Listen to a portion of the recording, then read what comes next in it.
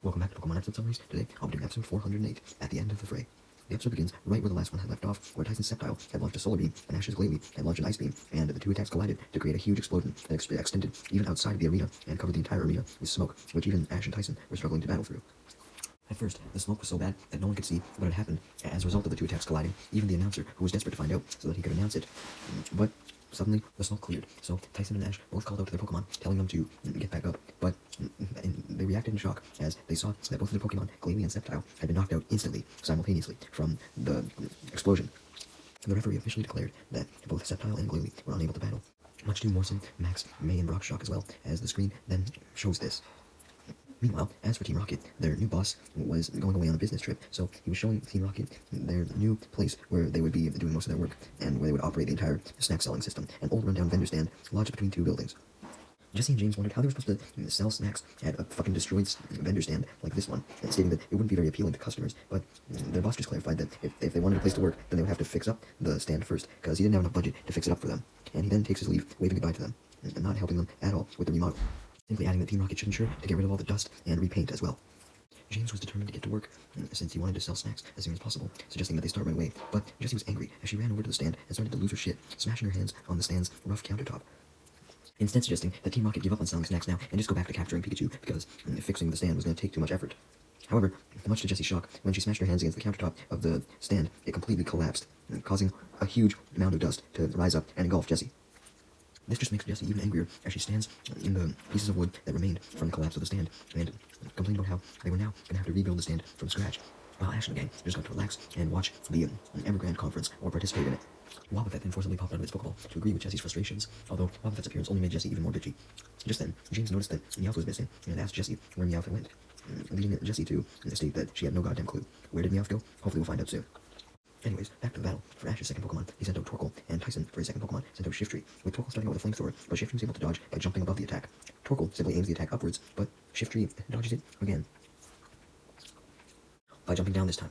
We then see Team Rocket's Meowth, who was watching the battle, eager to see Tyson's Meowth, and wondering when Tyson would send his Meowth out, hoping it would be against Pikachu, so Meowth could see how Tyson's Meowth did against it. Shiftry then uses a Mega Kick, smashing his foot directly into Torkoal's neck. Ash knew that he had to think of something fast, otherwise Torkoal could be knocked out, so he debated letting Torkoal use Iron Defense to withstand attacks, but he knew that this wouldn't work for forever. He had to come up with an actual attack strategy at some point. Unfortunately, Ash should have just had Torkoal use Iron Defense for the time being while he thought of a strategy, because while Ash was distracted, Shiftry simply jumped into the air and used another attack, being Shadow Ball, blowing Torkoal back. Torkoal was able to regain its footing though, and once it had recovered from the Shadow Ball blast, it managed to use Flamethrower again. But unfortunately, Shiftry was just able to dodge this attack again. Torkoal tries to negate the dodge by using all its strength to push itself up into the air with its back legs, and it launches its Flamethrower down at Shiftry, who is on the ground now. Shiftry took the fire attack dead on and got knocked back. Shiftry hit the ground so hard that dust was kicked up, but when this dust cleared, the referee officially declared Shiftry unable to battle. The screen displays this as Ash congratulates Torkoal on the win, and Tyson clenches his teeth in frustration. Torkoal started to spew out smoke after Ash's constant congratulations, while Brock and Morrison both admitted Ash did very well, and May expressed her belief that Ash could easily win against Tyson at this rate, but Max reminded May that Shiftry was probably Tyson's weakest Pokemon, and he had a whole bunch of strong ones that he could send out. Sure enough, Tyson proved this was the case, as he sent out Hariyama as his third Pokemon. Ash asked Torkoal if it could still continue, and Torkoal confirmed that it could, so Ash let Torkoal keep battling, as Torkoal started off with a Flamethrower, which was extra powerful because Torkoal had fully prepared for one by previously exhaling smoke. But despite the Flamethrower's power, Torkoal was able to negate it simply by using multiple arm thrusts. While negating the Flamethrower, Hariyama was also making its way towards Torkoal to attack it, worrying May and Max, who was surprised that Flamethrower wasn't slowing down Hariyama at all. So Brock explained that Hariyama had the ability known as Thick Fat that allowed it to withstand fire and ice type attacks with little damage, so that's why Flamethrower wasn't doing jack shit. After Hariyama had gotten close enough to Torkoal, breaking through the Flamethrower, it brought its hand down on Torkoal using a Brick Break, which sent Torkoal flying straight to the ground and knocked out, leading the referee to declare that Torkoal was unable to battle, as the screen showed this. Max was shocked at how fast Torkoal was defeated, because at first he didn't even see that Torkoal was defeated because there was so much goddamn dust. He had to look on the screen to find this out, but knowing that Torkoal was down, he wondered what Pokemon Ash would send out next.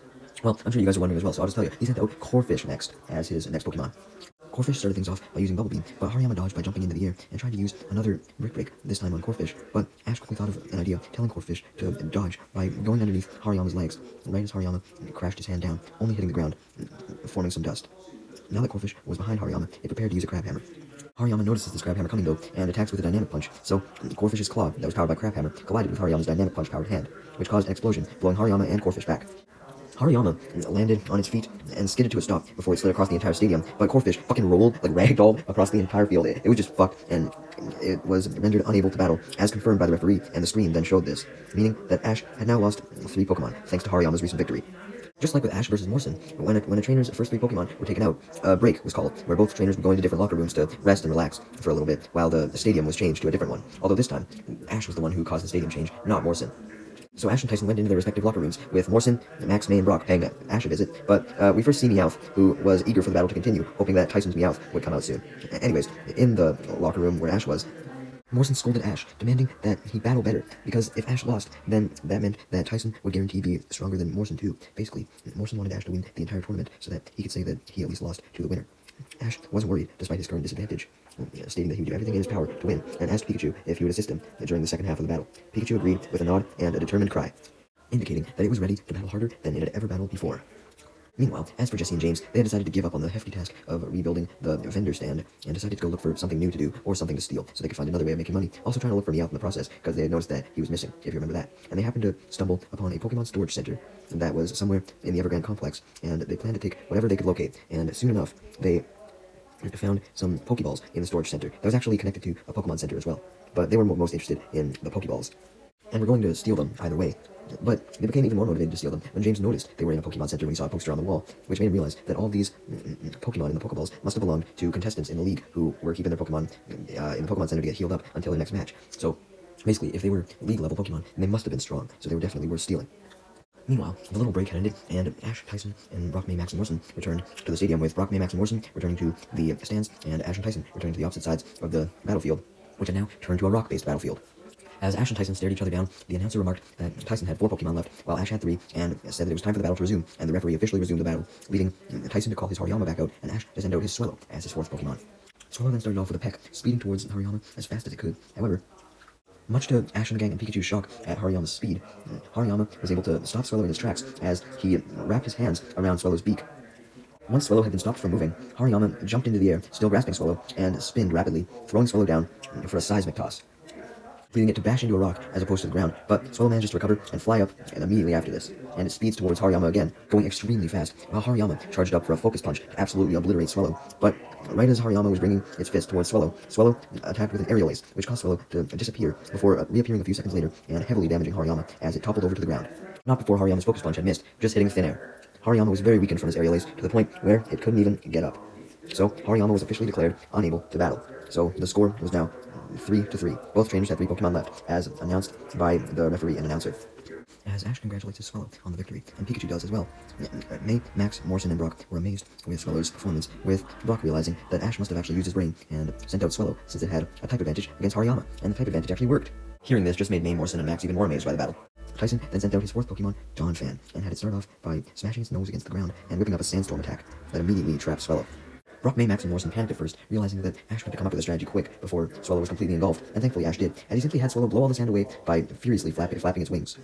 However, Donphan then used a rollout as it curled into a ball and bounced off a rock, essentially using the rock as a ramp to launch itself into Swallow, making Swallow fall to the ground. As Donphan stops rolling, landing nearby, placing its foot in the ground to give itself some momentum as it curled up into a ball once again and hit Swallow a second time. Donphan then repeated this process time and time again, each rollout being more powerful than the last, as that's how the move rollout worked. So Swallow was just getting fucking abused at this point, while Ash just stood there, wondering how to counter it, as Donphan went in for a final rollout, the most powerful one. Though Ash simply pleads for Swallow to stop the rolling Pokemon. Swallow, who managed to get into a sitting position, extended its wings and managed to grab Donphan by its ears that were sticking out of its rolling position. Swallow was starting to lose grip of Donphan's ears with its wings, so it switched to grabbing Donphan's ears with its feet instead.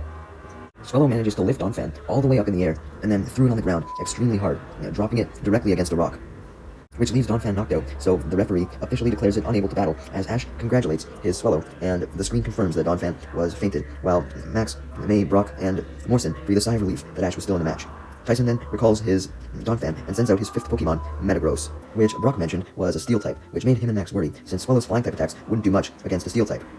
Morrison then states that Ash thought of a way to beat his Metang, which was a Steel type, and the pre-evolved form of Metagross, so Ash could do it again with Metagross for sure, although Max and May were less enthusiastic. Metagross then starts off the battle by using a psychic attack, which not only affects Swellow, but the entire motherfucking battlefield. What we cared about, though, was Swellow. It was entirely fucking engulfed by the psychic attack, and it struggled, trying its best to fly out of the psychic, and Ash suggested that Swellow use Quick Attack to escape. Morrison, Brock, Max, and May didn't think that Swellow could get out of the psychic, but the Quick Attack was fast enough, and Swellow proceeded to race towards Metagross, heading straight forward to attack it. Swellow did reach Metagross, but Metagross's body was so hard that it was able to just deflect Swellow and send it flying backward, dealing a ton of damage to Swellow, and Swellow only took more damage when Metagross launched a super powerful Hyper Beam to the face, which was enough to knock it out, as the referee officially declared that Swellow was unable to battle. So Ash recalled it. Although he did so very hesitantly, as he wasn't quite sure who he was going to send out for his fifth choice, Grovyle or Pikachu. However, he then noticed that Swellow's Quick Attack on Metagross had actually made a chip on Metagross's forehead, and he knows that he could use this weakness to his advantage, and came up with a plan, as he did not hesitate whatsoever in sending out Grovyle as his fifth Pokemon. And the screen showed this. Max and Morrison were extremely annoyed by this choice, questioning how the fuck a grass type could stop a steel type. What was Ash thinking, bro? But they were unaware that Ash had a plan, as he had Grovyle rush towards Metagross by leaping from rock to rock on the rock battlefield, much like how it would leap from tree to tree to tree back when it was a Trico. And Grovyle did this very eagerly, because it was dying to get involved in the battle. Ash then implements his plan, telling Grovyle to aim a Bullet Seed directly at Metagross's scar, and Grovyle does this. Much to Ash's shock, though, the Bullet Seed actually doesn't even phase Metagross at all, so he simply has Grovyle fire even more Bullet Seeds at an even more rapid rate, hoping that that would do something. And Tyson told Metagross to stop just taking this attack, actually fight back, even if it wasn't getting injured at all. So Metagross quickly moved towards Grovyle, hovering, and launched a Hyper Beam after charging it up. Thankfully, Grovyle was able to dodge by jumping away, and the Hyper Beam instead hit a rock that was behind Grovyle, although Grovyle's Bullet Seed had stopped in the process, so Grovyle quickly resumed using Bullet Seed directly on Metagross's scar, and it finally seemed to actually be doing something, as Metagross skidded backwards in pain. Even if Metagross wanted to fight back, it couldn't now, because after a Pokemon used Hyper Beam, it had to recharge for a few seconds, especially a pseudo-legendary like Metagross, so that meant that Metagross couldn't fight back. In the stands, Morrison, Brock, Max, and May finally realized Ash's strategy of aiming for Metagross's scar, and watched excitedly, hoping it would work. It certainly seemed to work, because eventually the Bullet Seed caused the chip on Metagross to spark, and Ash saw that the chip was now severely weakened, so it could probably be destroyed with one last super strong attack, so he told Grovyle to directly attack the chip with a Leaf Blade, but while Grovyle stopped its Bullet Seed to transition to a Leaf Blade, this gave Metagross a brief second to recover and counterattack with a very strong Meteor Mash, which caused Grovyle to go sliding across the battlefield and smacking its head against a rock, which knocked it out, leading Grovyle to be declared by the referee unable to battle, as the screen shows this. Ash, Brock, Max, May, and Morrison all started to panic a little bit, knowing that Ash only had one Pokemon left. But Ash comforted himself a little bit, realizing that his last Pokemon was his ace, good old Pikachu. So he told Pikachu to get in there and finish off Tyson. Pikachu eagerly leaped onto the field, wanting to battle, and glared at Metagross, issuing a challenge, as it started off the battle by using a Thunderbolt on Metagross's weak chip. And surprisingly to Ash, this Thunderbolt does absolutely jack shit to Metagross, or it doesn't even really damage the weak spot even more, allowing Metagross to simply just go in for a Psychic Attack, which envelops the whole battlefield again. However, Pikachu was able to avoid the Psychic, even though it filled the whole battlefield, because Pikachu jumped off the battlefield, utilizing its tail to bounce off the ground, and then it gets on top of Metagross and smacks the weak spot with an Iron Tail, which caused the weak spot to spark insanely furiously. And Metagross was clearly in a lot of pain, as it groaned and tried to shake Pikachu off, but Pikachu maintained a firm grip on Metagross. While Pikachu was on Metagross, it then unleashed a massive Thunderbolt, which electrocuted Metagross's whole metal body, and was enough to render Metagross unable to battle, which was officially declared by the referee, and the screen showed this, as Brock, May, Max, and Morrison cheered for Ash's victory, but Brock remembered and warned Max, Morrison, and May that they shouldn't celebrate yet, since Tyson had likely saved his best Pokemon for last, because he still had none other than his goddamn Meowth and Boots. So now, Ash and Tyson would both use their aces. The announcer then declared that Tyson and Ash were both down to their last Pokemon, as Tyson, of course, sent out his Meowth. Team Rocket's Meowth, who was still watching the battle from the stands, went absolutely wild upon seeing Tyson's Meowth, overjoyed to see it, as he cheered for it, hoping it would be strong enough to beat Ash. Basically, even though Meowth had a rivalry with Tyson's Meowth, he still respected it as a fellow Meowth, and he wanted to see if it could prove that a Meowth had the capabilities to defeat Ash's Pikachu, and he cheered for it immensely loud, practically crying for joy as Tyson's Meowth playfully taunted Pikachu. Meanwhile, as for Jesse, James, and Wobbuffet in the storage room, they were very busy stealing all of the league competitors' Pokeballs, placing them in a bucket that Wobbuffet was holding, and together, Jesse, James, and Wobbuffet began to sing, happy about all the strong Pokemon that were finally in their possession, when suddenly Team Rocket was startled when their boss came back and did the good old-fashioned thing he did, where he kicked down the metallic doors of the storage room. I guess he kicked down doors this time instead of walls, but same fucking thing, and he walked inside. Upon seeing that Jesse and James not only weren't working, but were stealing league people's Pokeballs, he got extremely mad, practically flaming with anger, which scared Team Rocket immensely. Meanwhile, back to the final battle between Meowth and Boots and Pikachu. Meowth and Boots went to go slash Pikachu, but Pikachu was able to dodge and use Thunderbolt, so Meowth countered with a Thunderbolt of its own, leading the two Thunderbolts to collide, creating a huge flash of yellow light, leaving Brock, May, Max, and Morrison surprised that Tyson taught his Meowth such diverse attacks like a Thunderbolt, because they had forgotten that it could use it. Just then, the stadium fills with even more electric energy when both thunderbolts dissipate and Pikachu and Meowth both launch them again, and they collide even more. As Brock realizes that Meowth was using its own electric attacks to protect itself against Pikachu's electric attacks. Meowth was still watching the battle, absolutely amazed by Tyson's Meowth's ability to use Thunderbolt, as the electric field that was covering the stadium then dissipates once more, and Ash tells Pikachu to try going in for a quick attack, so Pikachu can attack Meowth from close range, but Meowth dodges the quick attack by using Double Team, creating many copies of itself, and it basically caused Pikachu to run through copies as opposed to the real Meowth. With all the Double Team copies now gone thanks to Pikachu's quick attack though, Tyson's Meowth tried a different strategy, which was going for an Iron Tail, but Pikachu countered with its own Iron Tail, and both Iron Tails met and were evenly matched. Pikachu tries something different, going for a quick attack to Tyson's Meowth, which was powered up by a Thunderbolt as well, to give it extra energy. And right as this hit Tyson's Meowth, since Pikachu was so close up, Tyson's Meowth managed to slash Pikachu, causing Pikachu to fall back panting, although Tyson's Meowth fell back panting as well. Both Pokemon were exhausted. Wanting to end the battle quick, a tired Pikachu goes for its most powerful attack, Thunderbolt, although Meowth goes for its Thunderbolt as well. So once again, the Thunderbolts collide, also once again creating a large field of light, which Meowth was enticed by, watching eagerly as the Thunderbolts eventually dissipated, with neither Pokemon taking damage once again. So Pikachu goes back to try an Iron Tail, and Meowth launches forward using an Iron Tail as well. And this time, instead of the Iron Tails colliding, Pikachu gets hit by Meowth's tail, and Meowth gets hit by Pikachu's tail, sending them both flying back against some rocks on the battlefield. Both Pikachu and Meowth had taken severe damage at this point, and were struggling to breathe, having to pant for air, and were also struggling to stand up. Ash and Tyson yell for the Pokemon to get up though, and they do, albeit weakly. After a tense standoff, where the two Pokemon were too weak to attack, and just stared at each other, panting, Meowth started to fall, leading Team Rocket's Meowth's mouth to open wide in shock, hoping that Meowth wouldn't be defeated. And sure enough, that's exactly what happened, as actually, Ash's Pikachu fell to the ground before Meowth did, and was unable to stand up, even though it had tried its best. Meaning that Ash had lost, and Tyson was officially declared the winner of the match by the referee. He was advancing to the semifinals. And as the screen officially showed Tyson was the winner, he breathed a brief sigh of relief, noting how his Meowth had just barely managed to not fall, since it was suspending itself on its arm. It basically fell on its arm and stayed 75% stood up after that. Anyways, Team Rocket's Meowth, upon seeing Tyson's Meowth win, started to cry tears of joy, very proud of Tyson's Meowth. Tyson was very proud of his Meowth too, as he congratulated it, and Ash did the same thing with Pikachu, picking up his defeated friend as it regained consciousness, and he thanked it for giving it its all during the battle, even though it lost. Pikachu just smiled at him. Tyson then approaches Ash and Pikachu and thanks him for the great battle, admitting he put up a great fight, and Ash says the same thing about him and all of his Pokemon, and the two congratulate each other on such an epic battle as they shake hands. In the stands, Morrison cried, saddened by the fact that his friend didn't move on to the semifinals. Although May tries to get Morrison to calm down, telling him that Ash and Tyson were just glad to have battled each other. Ash didn't really care about the victory or the loss. Like, he did want to win, but he wasn't bent out of shape about it, and joked how Morrison appeared to be more bent out of shape than Ash was. Max then stated his disappointment that Ash only made it as far as he did in the Johto League, only the top 8. However, Brock says that what was important was that Ash learned a lot from his battles in the Evergrande tournament. Meanwhile, also in the sidelines still was Meowth, who was still crying his eyes out in happiness for Tyson's Meowth, saying that the battle he just saw was one of the best ones he had ever seen. Team Rocket happened to be running away, screaming from their boss, who was angry as fuck at them for trying to steal the Pokeballs, and they happened to pass by Meowth while they were running, leading Meowth to notice them, and ask him where they were going, so Team Rocket stopped to explain. But James stops himself, instead, asking Meowth where he had been, because he was the one who went off without telling them. However, just then, Team Rocket's boss could be heard demanding that they quit running away, and this leads Jesse and James to freeze in fear, as their boss catches up to them, as well as Meowth. Team Rocket instantly noticed that their boss was burnt from literally being so fired up, but they didn't say anything as to not make him more upset, as he was already stomping his feet, and declared that Team Rocket running away was the last straw. Meowth was surprised by how Team Rocket's boss had suddenly turned on Jesse and James, not knowing about the whole situation, and complained about how Jesse and James had been given a great job by him, but they messed it up and were slacking off, not working, and instead stealing shit, when all they had to do was literally just sell some snacks and then clock in and out every day.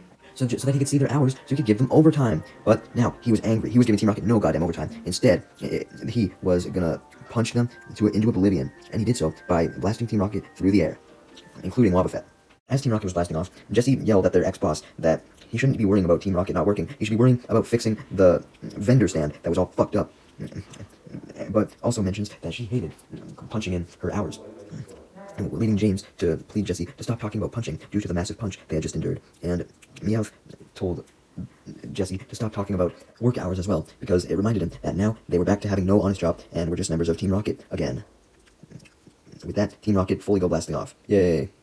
Later that evening, we then see a shot of the Moltres flame burning brightly before we see the inside of the main Evergrande Stadium, where Charles Goodshow, the Flame Committee chairman and the Pokemon League chairman, was giving Tyson the Hoenn League trophy because Tyson, off-screen, had managed to win both his semi-final match and his finals match.